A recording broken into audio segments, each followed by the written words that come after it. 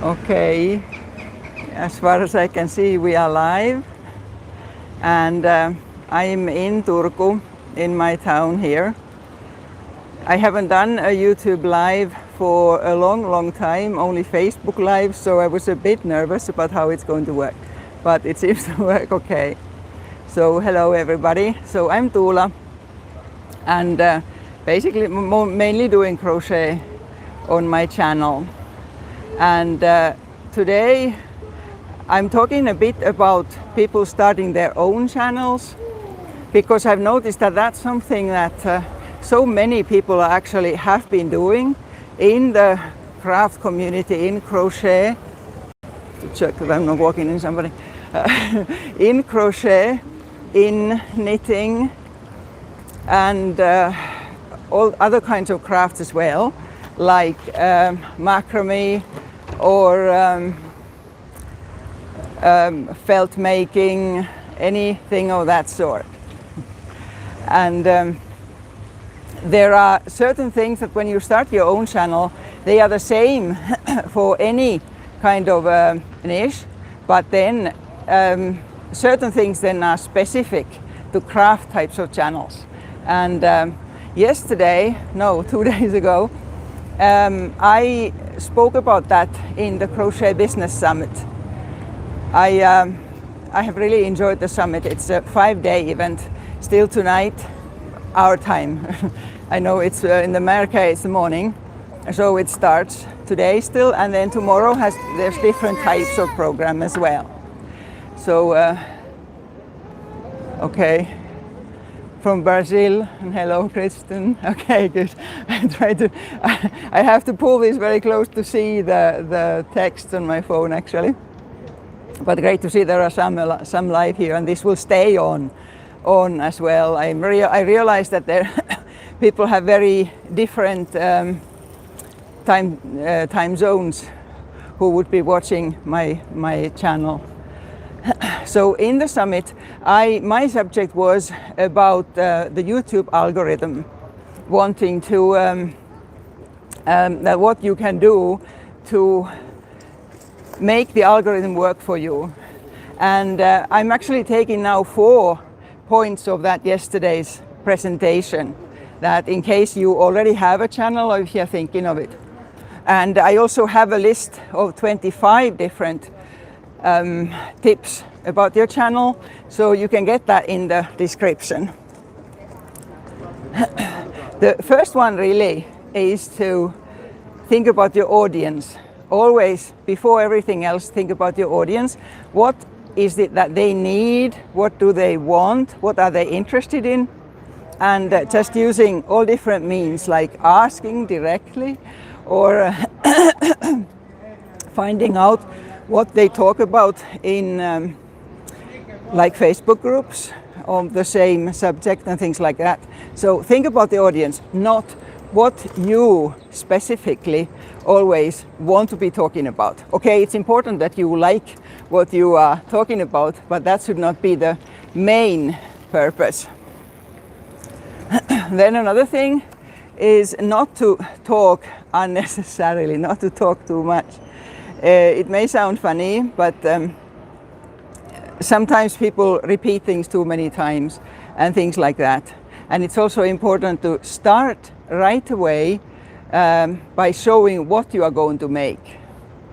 So that's another point. And one more point then about the craft or knitting and crochet channel is to always film from above, so that your hands are showing clearly. I'm sure everybody has seen these videos where the person's hands are basically in front of what they're doing, or you just can't see properly. So fix your phone or camera in such a way that you can always film from above. So those would have been the four tips about your YouTube channel. And then a few words about things that I have learned in the summit so far. So like I said, it continues today, and starts in 2 hours from now if you are watching live, and tomorrow. And there's also a link in the description about how to get there. It's free. Yes. So I have watched most of the presentations that there have been.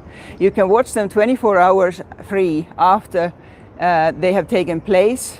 So now you can't see the first few days anymore, first day anymore, or second day even, but you can see, you can buy the pass to get lifetime access to them. But you can see all yesterday's ones, and then there's more coming today, and tomorrow different type of program as well.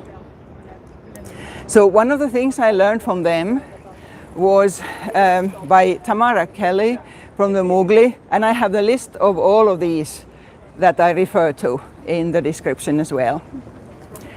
What she was talking about was paying it forward, how good it is in the crochet community, knitting community, wherever, to pay forward what you have got, so you don't lose anything by sharing other people's content, referring to them, telling who has taught you something, all that it comes back to you when you do pay forward what you've got.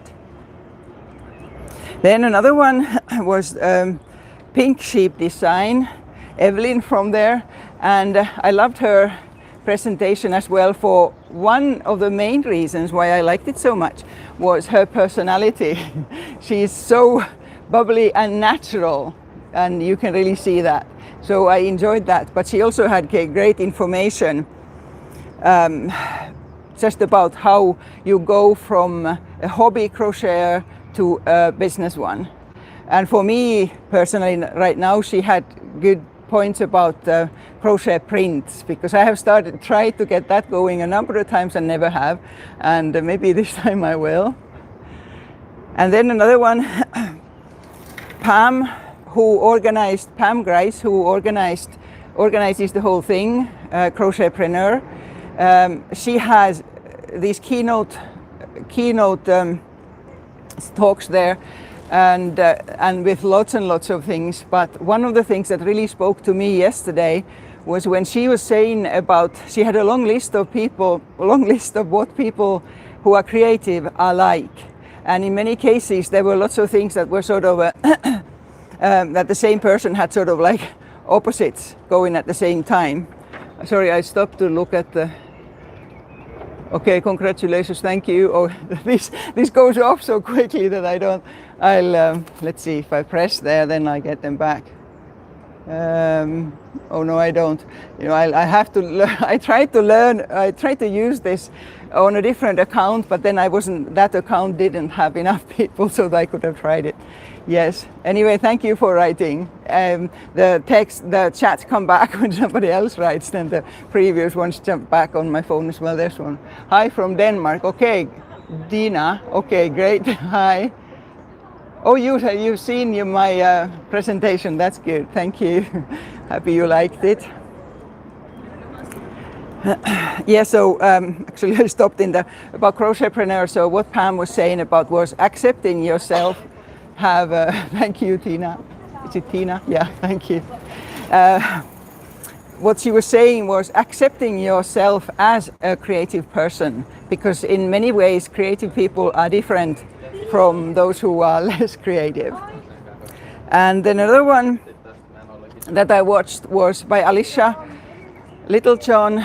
Littlejohn's Yarns is her YouTube channel, and she's also a bubbly personality.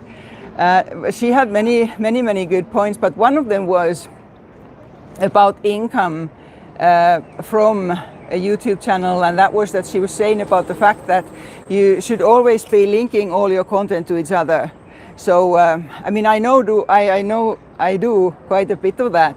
Like for instance, if you are selling patterns and you have a free pattern and a paid one from the same, because many people do want to do that. They can see the pattern in a blog, but then they want to print it or they want to keep it. Then they are prepared to buy the PDF version of it. so that you link those to each other, and if you have a video, you always link that as well, so that it's like a circle going that links from one to the other, so that whichever spot a person enters your circle, then they can get to the other one. I personally do that a lot, in that I have more videos than blog posts, but there's a video embedded in almost all of my blog posts, which means from the income point of view that I get the ad income double, because the video is also in the blog post. So that kind of thing. She had lots of points like that there.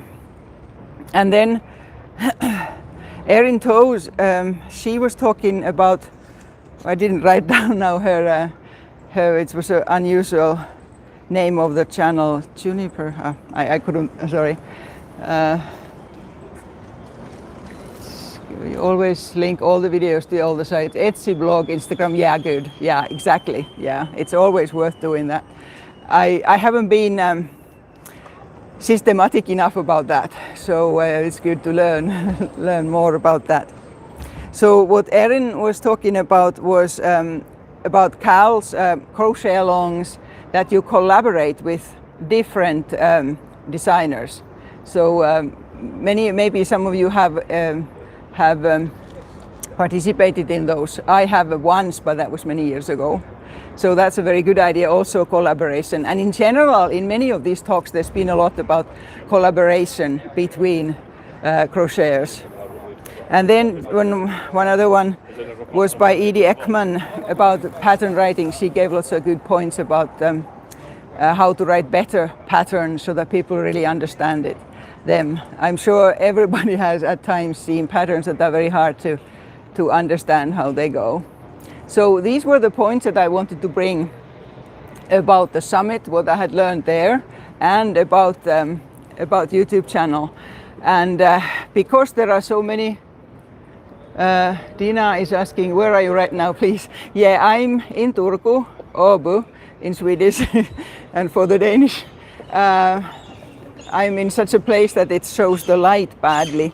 I'll move, walking in front of somebody else. So I'm in Turku, where I live, and this is what it looks like in here. I'm in the city center, and I actually, whenever I do lives in Facebook, I love to do them in public spaces. I prefer that, actually. Yeah, so